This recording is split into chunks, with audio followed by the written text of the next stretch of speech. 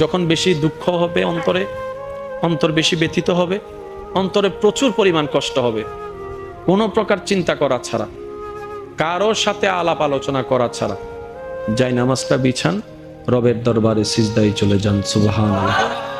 চোখটা বন্ধ করেন, চোখের পানি ছাড়তে থাকেন, মন হালকা হতে থাকবে, সিজদায় রবকে বলতে থাকেন, যা বলার বলতে থাকেন, যেভাবে বলার বলতে থাকেন।